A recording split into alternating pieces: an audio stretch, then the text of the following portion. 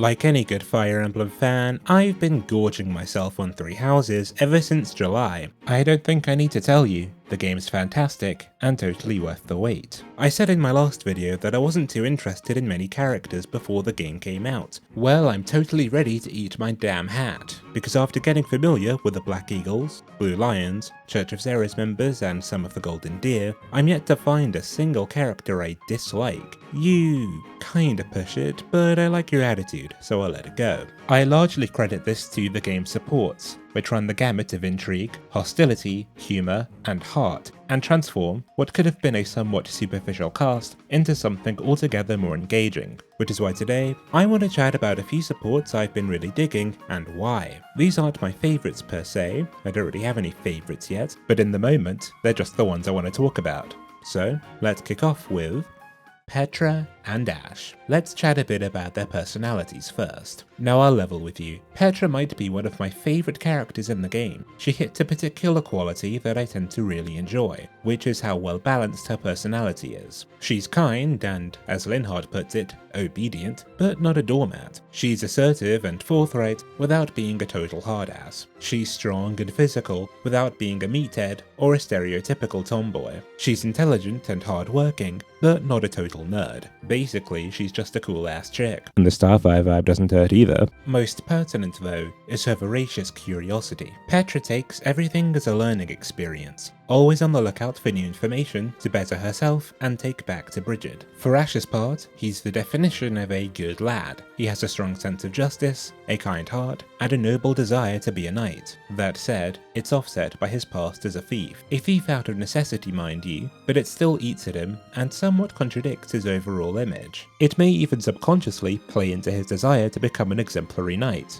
Who knows? At any rate, their personalities are pretty compatible on paper, and the support does a good job of diving into it. The C support starts with Petra, negotiating with a merchant over some vulneraries. Petra's shaky handle on, Fodlanese slips her up, and she mistakes Anna's marketing chatter as a challenge to fight, and immediately squares up. And first of all, can we talk about just how ready Petra was to run the fade here? Homegirl did not have understanding, didn't try to reason, didn't do anything, just said, "Bitch can be catching the hands." It's clear how they get down in Bridget. Thankfully for Anna's family tree, Ash swoops in to break up the misunderstanding, but he also scores a sweet bargain on the goods with his street smarts. Kid's a living silver card and lockpick, goddamn. Petra's equally impressed, though Ash downplays it as a commoner money-saving trick, perhaps not wanting to expose too much of his past, and Petra tries to have Ash teach her all of his commoner wisdom in their B support, offering her knowledge of curses and spirit talking from Bridget in exchange. Ash says he doesn't need all that, and takes Petra out for, I guess, potluck at a commoner restaurant, and shows her around town in their A support. These supports play up Petra's foreignness, and create a sort of princess and pauper dynamic between her and Ash. Petra, a princess from a foreign land, is unfamiliar with the commoner world of Fodlan, so obviously, someone like Ash, who grew up in the Ends, would have a lot to offer there, and the time she spends learning from him brings them closer together. Petra's inquisitiveness and open-mindedness make it rather smooth, leading to an easygoing atmosphere between them, which Ash holds up, waving off Petra's unease about Ash doing so much for her without her giving back, by saying she shouldn't feel like she needs to repay the time he spends with her. It's unsurprising, given how good-natured both of them are, but it makes the support pretty comfortable, and the lack of any negative or awkward tension between them allows the writing to focus on its subject matter. Their A+ support is funny, but it's also quite sweet. Petra and Ash discuss the differing belief, spirituality, and culture between Fodlan and Bridget. Petra waxes lyrical about the wonder of swimming in the Bridget Ocean,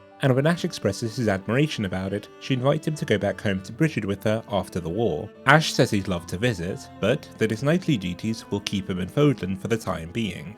And here comes my favourite part. Petra, without missing a beat, declares that she'll set up an entire order of knights for Ash and Bridget, and that when she becomes queen, Ash will be her guardian knight, and they'll go swimming with each other and watch the skies from behind the waves.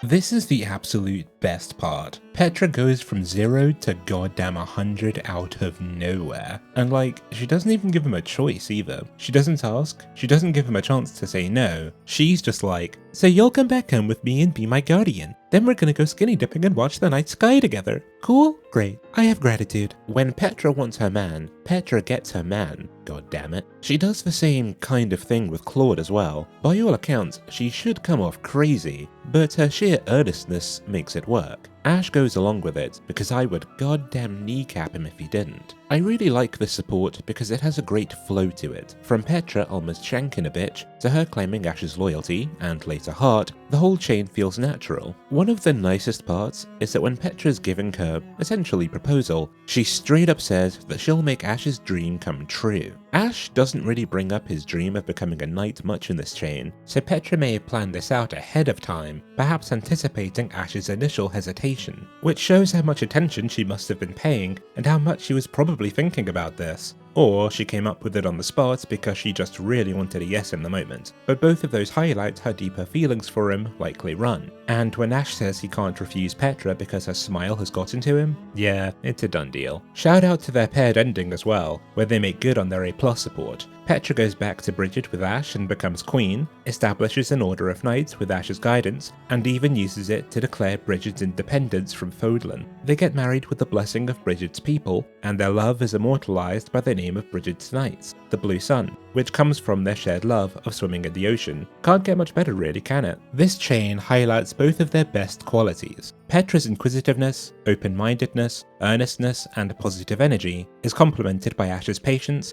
tolerance, and consideration. All in all, this support is cute, informative, and a nice way of symbolizing both cooperation between different cultures and a breaking down of social barriers.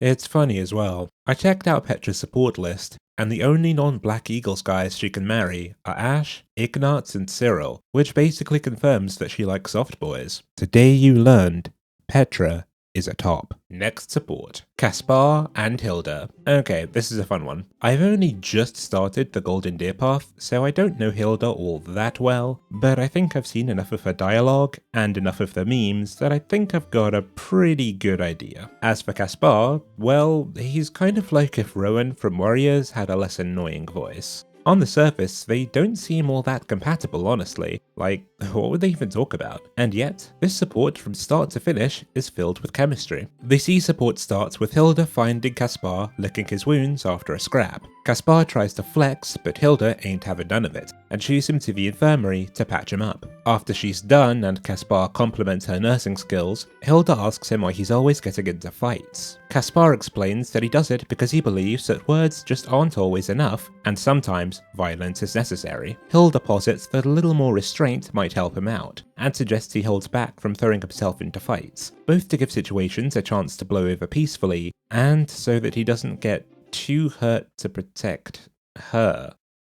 This chick. Casper does take the advice to heart, kind of. He tries for all of about 5 seconds to hold himself back from picking a fight with some troublemakers in their B support, but ends up folding like a deck chair and rushing into the fray. Hilda spots him, and when Casper starts sheepishly rattling off excuses, totally laughs it off. This is a point of interest to me. Casper's almost like a naughty child here, expecting Hilda to chide him and tell him he shouldn't be getting into fights and even stop him. You get the feeling he's probably had quite a few lectures about it before, presumably from teachers and his more straight-laced classmates. Of course, Hilda would never go to that much effort, which she gleefully tells him, but more notably, she admits to being smitten with how passionately he was fighting. Casper misses what she's getting at, and figures that she means she likes a good fight like he does. It's not much, but I find Hilda's frankness there kind of disarming. She basically says to Casper, I'm so hot for you right now. in my experience, people aren't usually that to the point unless they're really going for it with the flirting, and I've got to say, I am here for it. Not only that, the way this conversation ends sets up probably my favourite thing about this couple.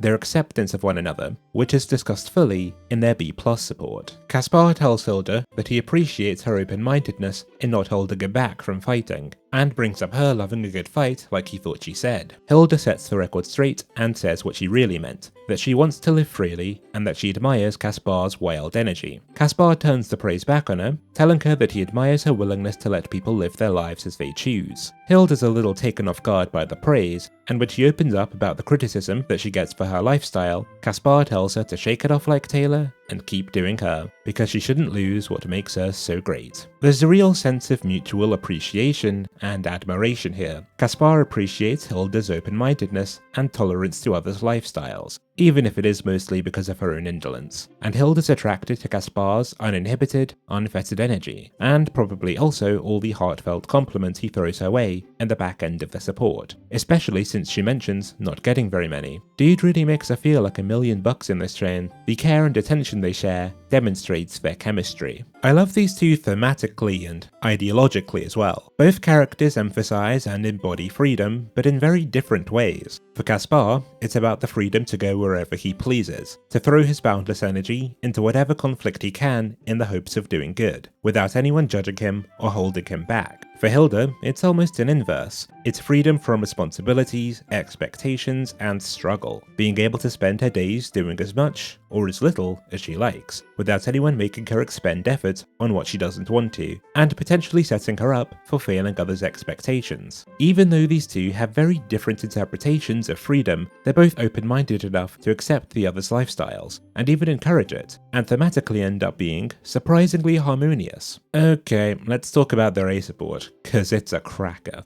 Casper asks Hilda why she doesn't pull her usual taking advantage of people routine on him like she does with other guys. Hilda responds that Casper isn't the type to do favors, so she doesn't bother. Unsurprisingly, Casper feels a little called out and says he'd totally help her, depending on what she needed. Hilda explains that she doesn't like asking, and prefers people to notice her needs and do stuff without her asking. And the real issue with Casper is that he's not, quote-unquote, attentive enough for that. This chick. Casper questions why she can't just ask, and Hilda replies that when she asks, people do stuff for her because it's awkward to say no, but if they offer, then everyone feels better about it.